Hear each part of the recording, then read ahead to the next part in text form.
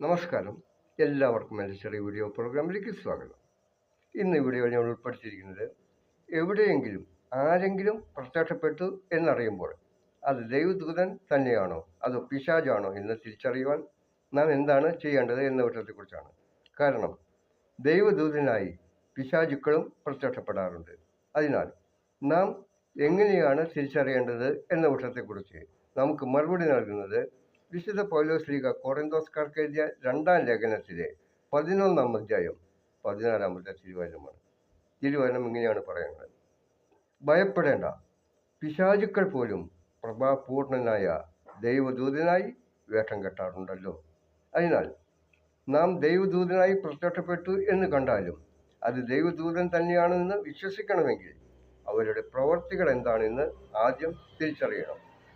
ദൈവദൂതന്മാർ നന്മയായിട്ടുള്ള കാര്യങ്ങൾ മാത്രമേ നമ്മെ പഠിപ്പിക്കുകയുള്ളൂ. തിന്മയായിട്ടുള്ള കാര്യങ്ങൾ പഠിപ്പിക്കുന്നുണ്ടെങ്കിൽ അത് പിശാചാണ്.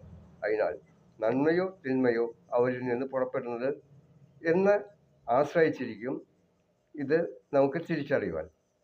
നല്ല വൃക്ഷങ്ങൾ നല്ല ഫലം തന്നെ പുറപ്പെടുവിക്കും, ചീത്ത വൃക്ഷങ്ങൾ ചീത്ത ഫലം പുറപ്പെടുവിക്കും. നല്ല വൃക്ഷങ്ങൾക്ക് ചീത്ത ഫലമോ ചീത്ത വൃക്ഷങ്ങൾക്ക് നല്ല ഫലമോ പുറപ്പെടുവിക്കാൻ കഴിവില്ല. അതിനാൽ അവർ പ്രത്യക്ഷപ്പെടുമ്പോൾ അത് നന്മയായിട്ടുള്ള കാര്യങ്ങളാണ് നമ്മെ പഠിപ്പിക്കുന്നുണ്ടെങ്കിൽ മാത്രമേ അത് ദൈവദൂതനായി വിശ്വസിക്കാവൂ. അല്ലെങ്കിൽ അത് പിശാചാണ്. അതിൽ വിശ്വസിക്കുവാൻ ആരും തയ്യാറാക്കരുത്. ഈ വീഡിയോ പ്രോഗ്രാം അതിനായി നിങ്ങളെ സഹായിക്കാം.